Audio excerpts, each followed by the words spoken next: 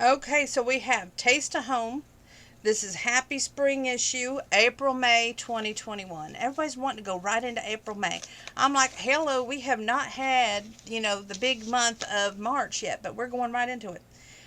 They've got a thing here on the Mixin' Bowl, page 16. We're going to get right to it. Ready? Here we go. Kickin' Chicken in Nashville, Tennessee. It's hometown homemade, doused in a cayenne-rich sauce, served with a slice of white bread and some pickle chips. This fiery fowl has skyrocketed in popularity even beyond Music City in the recent years. Reportedly, it all started in the 1930s in Nashville kitchen of Thornton Prince. Prince had come from the home late night out, and his girlfriend was none too happy about it. For payback, the next morning she fried up a batch of chicken, loaded it on the hot pepper and spices, but her punishment backfired. Prince went wild for that spicy chicken and soon after opened what is now Prince's Hot Chicken on the city's south side. Prince's is still going strong nearly 90 years later, and it still has inspired a flock of new hot chicken joints that have popped up all over Nashville and across the nation. Air fryer Nashville hot chicken. Now, for those who have an air fryer, listen up. This is the recipe you want right here. I live in Tennessee and absolutely love the famous Nashville hot chicken. In an attempt to make it easier to prepare, I thought I would try cooking it in my air fryer, and I'm so glad I did. This is almost better than the original. April H. Lane from Greenville, Tennessee. Now, the prep time alone is going to take you 30 minutes. Your cook time is 10 minutes each batch, and it makes 6 servings. 2 tablespoons of dill pickle juice divided. 2 tablespoons hot pepper sauce divided. 1 teaspoon salt divided. 2 pounds of chicken tenderloins. 1 cup of all-purpose flour. 1/2 teaspoon of pepper. 1 large egg. 1/2 buttermilk cooking spray. 1/2 cup olive oil. 2 tablespoons of cayenne pepper. 2 tablespoons of dark brown sugar. 1 teaspoon of paprika. 1 teaspoon of chili powder. And a 1/2 teaspoon of garlic powder with dill pickle slices. Okay, now, you ready for the directions? Step 1. In a bowl or shallow dish, combine 1 tablespoon pickle juice, 1 tablespoon hot sauce, and a 1/2 teaspoon salt. Add chicken and turn to coat. Refrigerate covered at least 1 hour. Drain, discarding any marinade. Now here comes your second step. Preheat that air fryer to 375 degrees in a bowl. Mix the flour, remaining 1/2 teaspoon salt and pepper. In another bowl, whisk egg, buttermilk, the remaining 1 tablespoon of pickle juice, and the remaining 1 tablespoon of hot sauce. Dip the chicken in the flour to coat. Shake off the excess. Dip in the egg mixture, then again in the flour mixture. Your third step. In the batches, arrange the chicken in a single layer on a well-greased tray in an air fryer basket. Spritz with that cooking spray. Cook until golden brown. That takes 5 to 6 minutes. Turn, spritz with the cooking spray. Cook until golden brown, which takes 5 to 6 minutes longer. Whisk together oil, cayenne pepper, brown sugar, seasoning. Pour over chicken, toss to coat. Serve with pickles. 5 ounces of cooked chicken has 413 calories, 21 grams of fats, 3 grams of saturated fat, 96 milligrams of cholesterol, 170 milligrams of sodium, 20 milligrams of carbs, 5 grams of sugar, 1 gram of fiber, and 39 grams of protein. Now, they have this thing called indispensable up here. It says composter. When I first began composting, I wanted a countertop bin that wouldn't be an eyesore in my kitchen, and this one is so chicken sturdy and carbon filtered inside, totally eliminates odors, and as strange as it sounds, it makes me excited to compost, says Bamboozle White Composter, $40 at crateandbarrel.com. Rachel Bernard Cease is the Taste of Home senior editor. And April 3rd, mark your calendars, y'all. This is National Chocolate Mousse Day. Okay, that's what they want to share with you.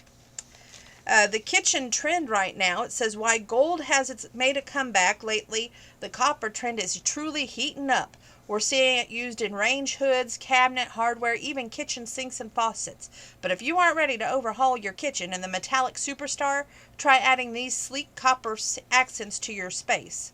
They've got either a tapered metal copper pendant and bronze cord small is $129, which looks like basically a lighted on a string.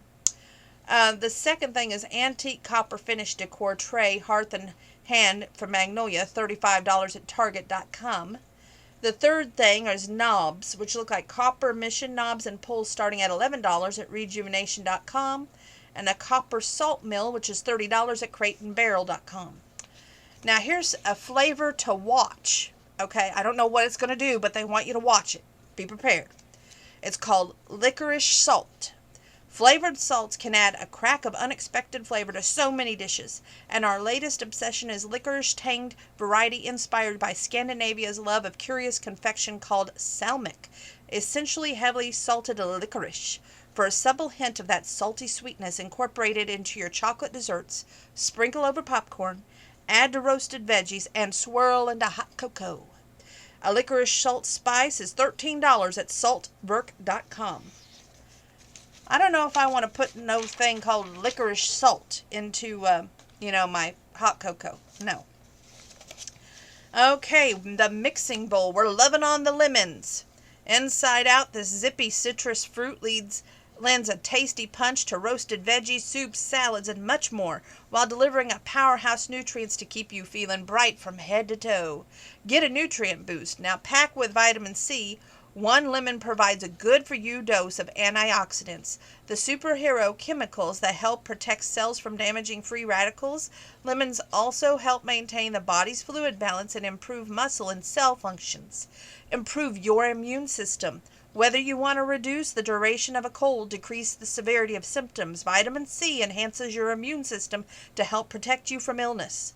You want to lower your cancer risk. Eating lots of vitamin C-rich fruits and vegetables might help reduce the risk of breast, lung, and colon cancer. Beyond the juices, lemons contain cancer-fighting fiber and phytochemicals in the peel.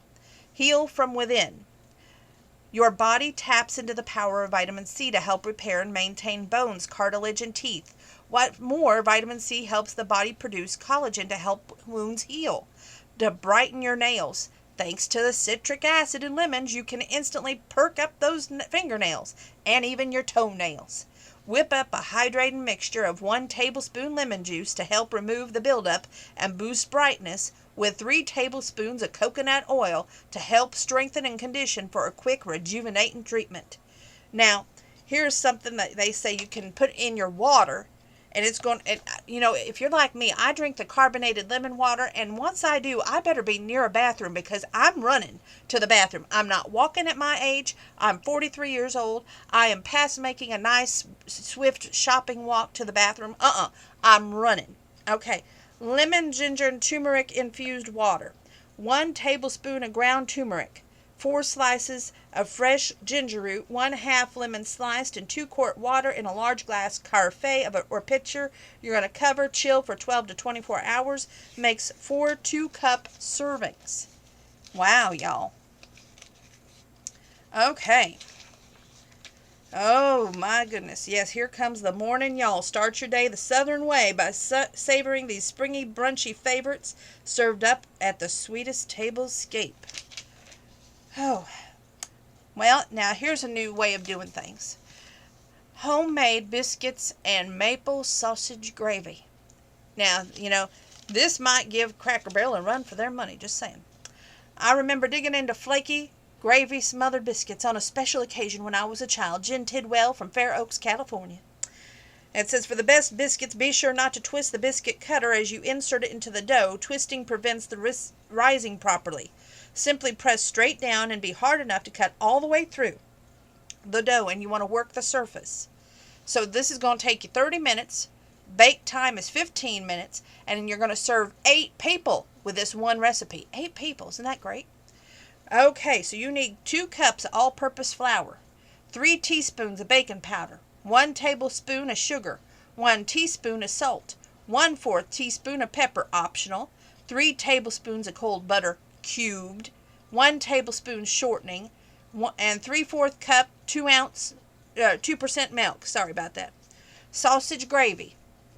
You're going to need 1 pound of maple pork sausage, 1/4 cup of all-purpose flour, 3 cups of 2% milk, 2 tablespoons of maple syrup, 1/2 teaspoon of salt, 1/4 teaspoon of ground sage, 1/4 teaspoon of coarsely ground pepper. Now here's the first step. You're going to preheat your oven to 400 degrees. In a bowl, you're going to whisk your flour, baking powder, sugar, salt, and if desired, pepper. Cut in the butter and shortening until mixture resembles coarse crumbs. Add your milk. Stir just until moistened. Turn onto a lightly floured surface. Knead about 8 to 10 times. Now your second step. Excuse me. I knew that was coming. Pat or roll dough to 1-inch thickness. Cut with a floured 2-inch biscuit cutter. Place 1 inch apart on an ungreased baking sheet. Bake until golden brown. That's 15 to 17 minutes. Third step. Meanwhile, in a large skillet, cook the sausage over a medium heat until no longer pink, which takes 6 to 8 minutes. Breaking into crumbles, stir in your flour until blended. Now you're going to gradually stir in your milk. Bring to a boil, stirring constantly. Now you want to cook and stir until the gravy is thickened, which takes 4 to 6 minutes. Stir in all the remaining ingredients and serve with your biscuits. 1 biscuit with a half a cup of gravy is 371 calories, 19 grams of fat, 8 grams of saturated fat, 41 milligrams of cholesterol, 915 milligrams of sodium, 38 grams of carbs, 11 grams sugar, 1 gram fiber, and 11 gram protein. Now this next one I found interesting because it's a quiche. It says Collard's Quiche. I love quiches and I wanted to make something that incorporates my southern roots, so I came up with this version of egg, cheese, ham, and nutrients, collard greens, and a flaky crust. It's a complete meal. Enjoy. Billy Williams Henderson from Bowie, Maryland. It's going to take you a prep time of 20 minutes, a bake time of 35 minutes plus standing, and you can only serve 6 people. So it's a little bit less than the first recipe, but it looks like it might be a little bit more healthier because you got some veggies in there. And excuse me because my nose is running. Okay. Oh, allergies. It wasn't doing this when I was baking, I promise. 1 sheet refrigerated pie crust. 2 tablespoons of olive oil. 1 cup of frozen chopped 1 cup of frozen chopped collard greens, thawed and drained. 1 garlic clove, minced. 1/4 teaspoon salt. 1/4 teaspoon pepper. 2 cups shredded Colby Monterey Jack cheese. 3/4 cup cube fully cooked ham. 6 large eggs. 1 cup of 2% milk. I don't know why I keep wanting to say ounces on that. I apologize. Preheat your oven to 375 degrees. Unroll that crust into a 9-inch pie plate. Flute your edge. Chill while preparing filling. I always think of when they say flute the edge that there's somebody standing there playing the flute. Just because I was in band, y'all. Just saying. 2. In a large skillet, heat olive oil over medium heat high. Add collard greens and onions. Cook and stir until onion is tender, which takes 5 to 7 minutes. Add your garlic, cook 1 minute longer. Stir in the salt and pepper, cool slightly, stir in your cheese and ham, and spoon unto the crust. Here's your third step. In a large bowl, you're going to whisk your eggs, and milk until blended. Pour over the top. Bake on lower oven rack until a knife inserted in the center comes out clean, which takes 35 to 40 minutes. Cover edge loosely with foil during the last 15 minutes if needed to prevent overbrowning. Remove the foil. Let stand for 10 minutes before cutting. Now you do have a freeze option. You can cover and freeze the unbaked quiche to use. Remove from the freezer 30 minutes before the baking and do not thaw.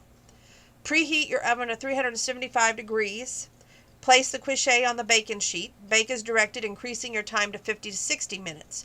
1 piece is 457 calories, 31 gram fat, 15 grams saturated fat, 240 milligrams cholesterol, 766 milligrams sodium, 23 grams carb, 4 grams sugar, 1 gram fiber, and 21 gram protein. The upper crust. To make the scallop crust edge, press a floured spoon into the dough and near the inner rim. Repeat all the way around until you press into the dough again just below the first ingredients. Oh goodness, they have some good recipes. Almost every freaking page is marked. Okay, this one always reminds me of my grandpa and my grandma because they always talk about grits and gravy, you know. So,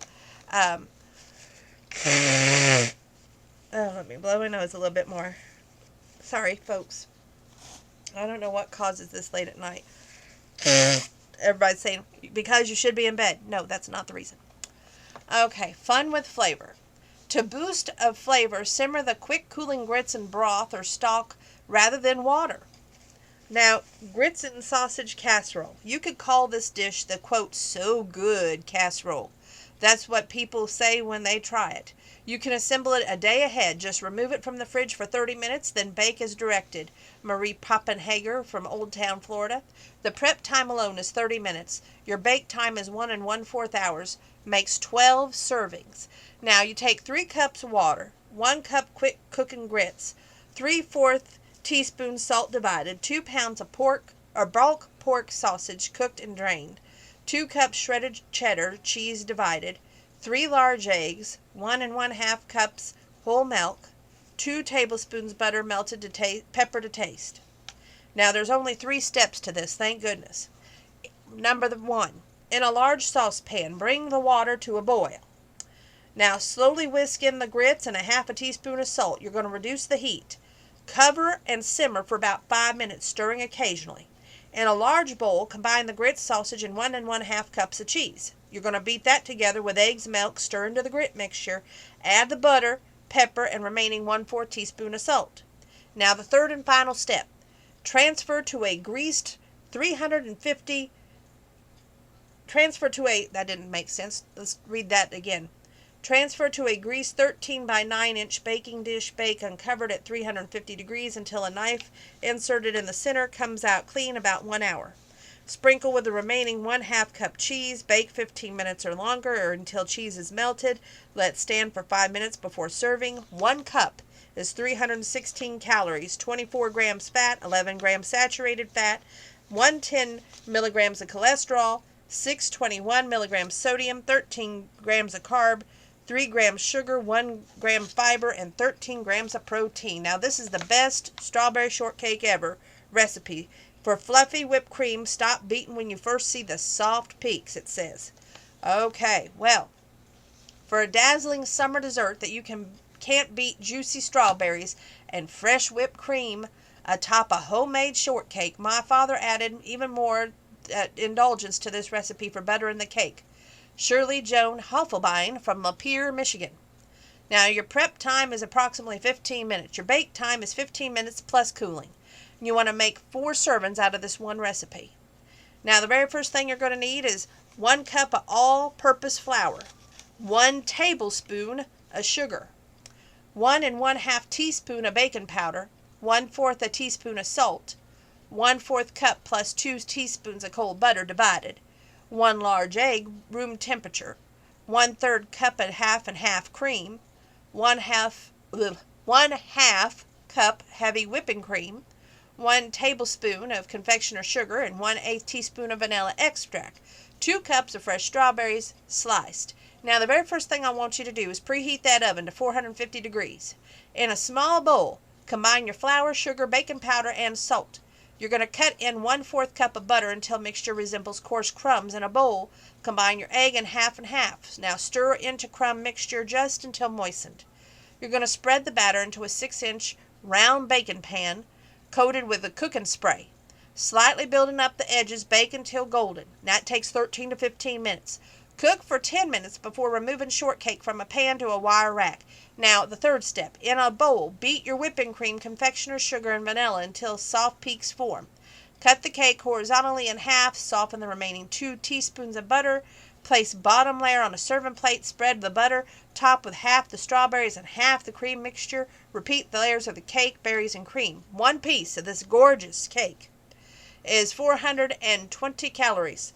28 milligrams of fat, 17 grams of saturated fat, 140 milligrams of cholesterol, 471 milligrams of sodium, 36 grams of carbs, 10 grams sugar, 2 grams of fiber, and 7 grams of protein.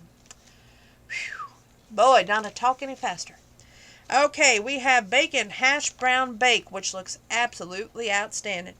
This tasty side dish is simple to make with this wonderful made from scratch flavor, and it's so comforting like at a brunch. It's very popular with my guests at the bed and breakfast. Mark Clark from Twin Mountain, New Hampshire. Prep time takes 10 minutes. Bake time takes 35 minutes. Serves 8 people. 4 cups of frozen hash brown potatoes thawed. 12 bacon strips cooked and crumbled. 1/2 cup of 2% milk. This time I got it right. 1/3 cup of chopped onion, 1/2 teaspoon of salt, 1/4 teaspoon of pepper, 1/4 teaspoon of garlic powder, 1 tablespoon of butter melted, and 1/2 teaspoon of paprika. Now in a large bowl, you're going to combine the first 7 ingredients. Transfer the mixture to a 9-inch pie plate. Drizzle with butter, sprinkle with the paprika. Bake at 350 degrees until lightly brown, which takes 35 to 45 minutes.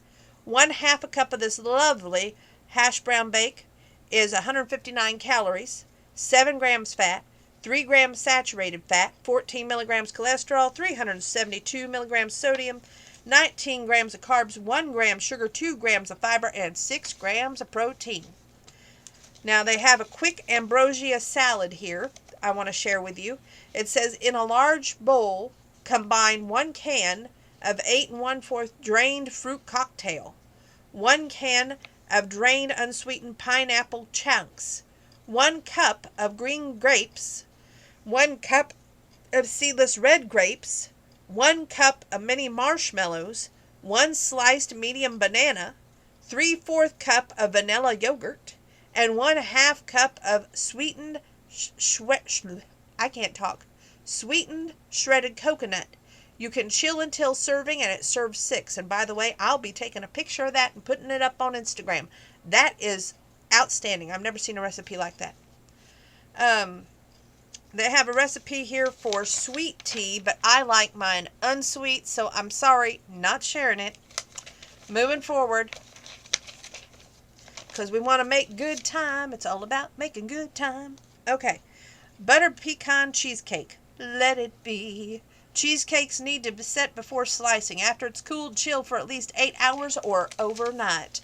So butter pecan cheesecake goes like this. This pecan cheesecake is delicious in any season for any occasion. It tastes just like the classic ice cream. Laura Sylvester from Mechanicsville, Virginia. Prep time is 30 minutes. Bake time is 70 minutes plus chilling. It makes 16 servings, 1 1/2 cups of graham cracker crumbs, 1/2 cup of finely chopped pecans, 1/3 cup of sugar, 1/3 cup of butter melted, and for your filling. 3 packages, 8 ounce each of cream cheese softened, 1 1/2 cup of sugar, 2 cups of sour cream, 1 teaspoon of vanilla extract, 1/2 teaspoon of butter flavoring, 3 large eggs, room temperature, lightly beaten, 1 cup of finely chopped pecans toasted. Now, it's got 4 steps, so let's start them. Preheat your oven to a 325. In a large bowl, combine your graham cracker crumbs, pecans, sugar, butter, and set aside for 1/3 cup of topping. Press remaining crumb mixture onto the bottom and 1 inch up on the sides of the greased 9-inch spring foam pan. Now for the second step. Place a spring foam pan on a double thickness of heavy-duty foil, about 18 inches square. Now secure wrap foil around the pan. Now in a large bowl, beat your cream cheese and sugar just until smooth. Now you want to beat in your sour cream, vanilla, butter flavoring, add your eggs, beat on low, and use your speed just combined. Fold in the pecans, pour into the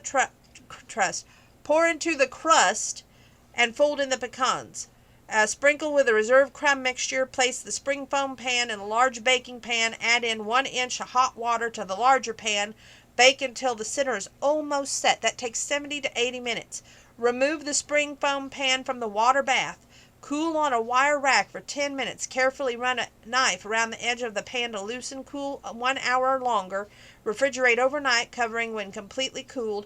Remove the sides of the pan. Now, 1 piece of this lovely butter pecan cheesecake is 456 calories, 33 grams of fat, 16 grams of saturated fat, 116 milligrams of cholesterol, 224 milligrams of sodium, 33 grams of carbs, 27 grams of sugar, 1 gram of fiber, and 7 grams of protein.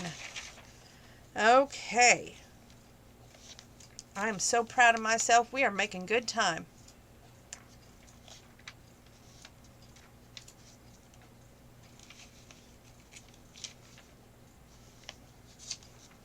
I'm trying to find the next paper clip.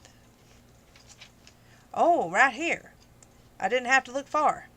Candy bar fudge. Now you make this using your microwave, okay? So all of you microwave people, listen up. 1/2 cup butter, 1/3 cup baking cocoa, 1/4 cup packed brown sugar, 1/4 cup whole milk, 3½ cups confectionery sugar, 1 teaspoon of vanilla extract, 30 caramels. You have to unwrap them, y'all. Don't put them in there with the wrapping. It would not be nice. 1 tablespoon of water, 2 cups salted pecans, 1/2 cup of semi-sweet chocolate chips, 1/2 cup of milk chocolate chips. Now, in a microwave-safe bowl, you're going to combine your butter, cocoa, brown sugar, and milk. Microwave on high until the mixture boils. Now, that takes about 2 minutes. Stir in your confectioner's sugar and vanilla. Pour into a greased 8-inch square dish. Now, in another microwave-safe bowl, heat your caramels and water on high for 75 seconds or until melted. You're going to stir in your peanuts, spread over the chocolate layer, microwave chocolate chips on high for 30 seconds or until melted. Spread over the caramel layer and chill until firm.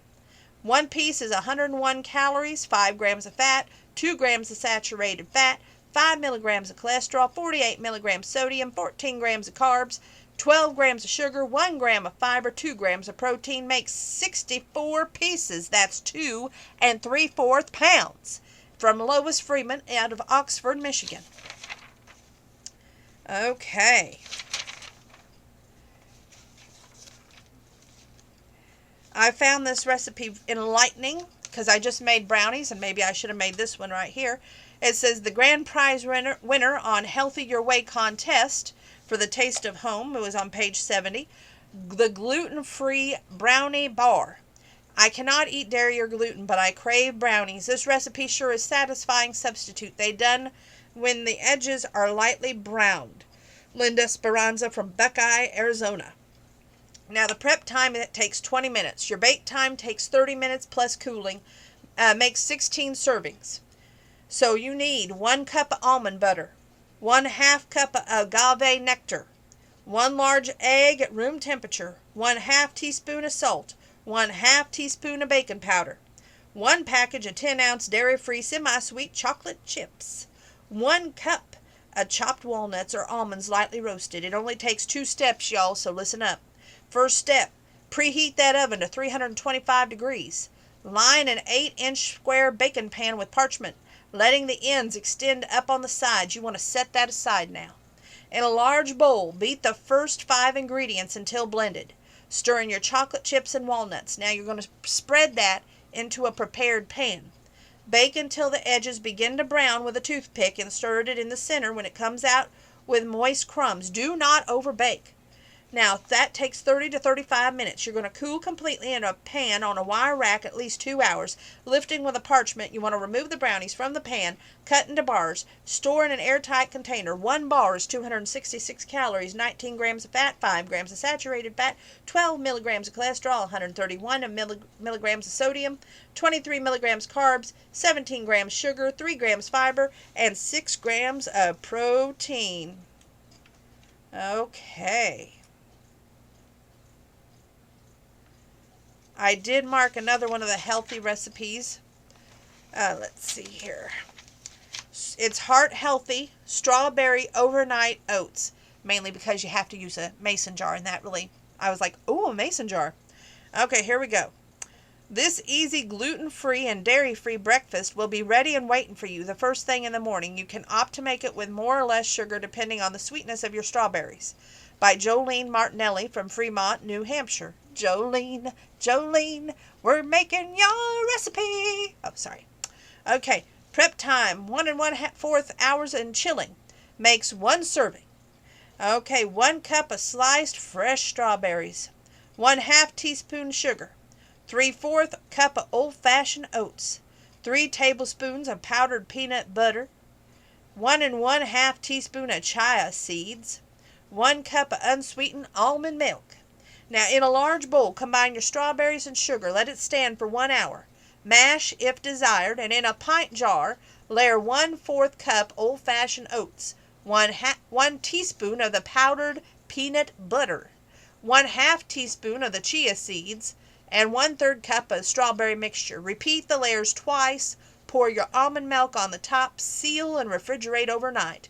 One serving is 352 calories, 10 grams fat, 1 gram saturated fat, 0 cholesterol, 183 milligrams sodium, 60 grams carbs, 12 grams sugar, 12 gram fiber, and 10 grams of protein.